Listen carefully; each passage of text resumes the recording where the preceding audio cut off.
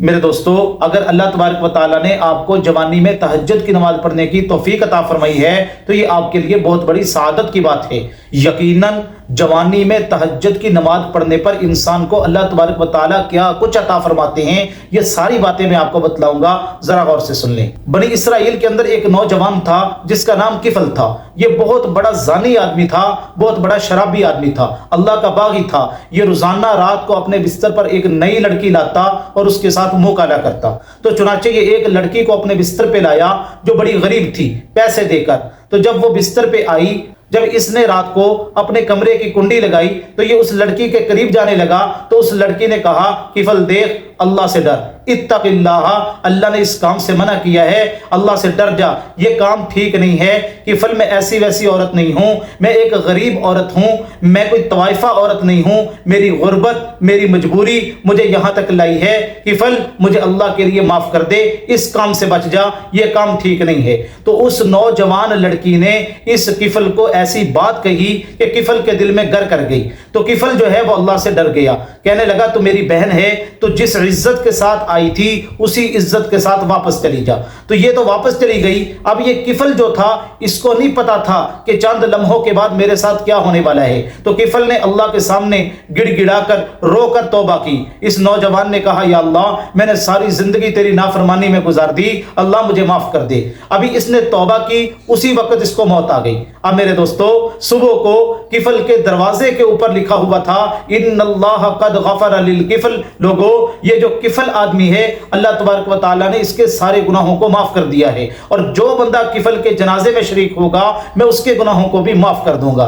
در جوانی توبہ کردن شیوہ پیغمبری، یہ جوانی میں توبہ کی، اللہ تبارک و تعالیٰ نے دیکھو کیا مقام عطا فرمایا۔ تو میرے دوستو، جوانی کے اندر اللہ کی عبادت کا شوق پیدا ہو جانا یہ بڑی عظیم بات ہے۔ اللہ قرآن مجید کے اندر فرماتے ہیں، تتجافا جنوبہم عن المضاجع یدعون ربہم خوفا وطمعا ومما رزقناہم ينفقون فلا تعلم نفس ما اخفی لهم من قرۃ اعین۔ لوگو، وہ میرے نوجوان بندے جو رات کو اپنے بستروں کو چھوڑتے ہیں اور میرے سامنے کھڑے ہو کے تہجد کی نماز کا اہتمام کرتے ہیں، ان کی آنکھوں کی ٹھنڈک کے لیے جو میں نے سامان تیار کر رکھا ہے، نہ وہ کسی آنکھ نے دیکھا ہے نہ کسی انسان کو اس کا علم ہے۔ یعنی اللہ تبارک و تعالیٰ نے ان کو جنت کے اندر کیا کیا نعمتیں عطا فرمانی ہے یہ میرے اللہ کو پتہ ہے۔ تو اس لیے آپ رات کو تہجد کی نماز کے لیے اٹھے اور اللہ کی عبادت کریں، اس پر اللہ تبارک و تعالیٰ آپ کو وہ کچھ عطا فرمائیں گے جو آپ کے وہم و گمان میں بھی نہیں ہوگا۔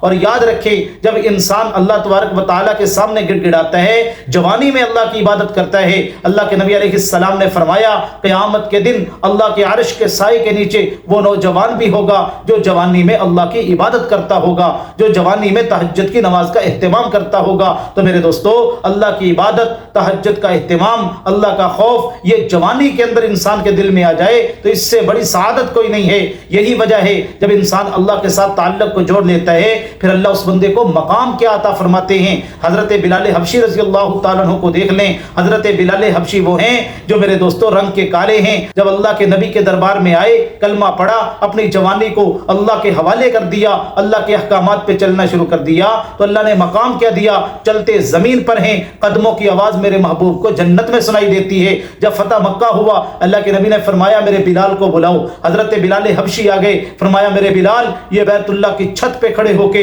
آج اذان دو، میں دنیا والوں کو بتانا چاہتا ہوں جو اللہ کی محبت کے اندر اپنا سب کچھ نشاور کر دے۔ بیت اللہ کا مقام بہت اونچا ہے، بیت اللہ کی عزت بہت بڑی ہے، بیت اللہ بہت بڑی سعادت والا مقام ہے، لیکن جو نوجوان اپنی زندگی اللہ کے حوالے کر دے، اللہ کی محبت میں سب کچھ قربان کر دے، فرمایا کہ اس نوجوان کا مقام اس بیت اللہ سے بھی زیادہ ہے۔ تو حضرت بلال حبشی کو اللہ نے یہ مقام اس وجہ سے عطا فرمایا کہ انہوں نے حضور اور اللہ کی محبت میں سب کچھ قربان کر دیا تھا۔ اگر آپ جوانی کے اندر اللہ کی عبادت کر رہے ہیں، تہجد کی نماز کا اہتمام کر رہے ہیں، تو یہ بہت بڑی سعادت کی بات ہے۔ اس پر اللہ تبارک و تعالیٰ کا آپ جتنا بھی شکر ادا کریں اتنا ہی کم ہے۔ اللہ تبارک و تعالیٰ ان باتوں پر عمل کرنے کی توفیق عطا فرمائے۔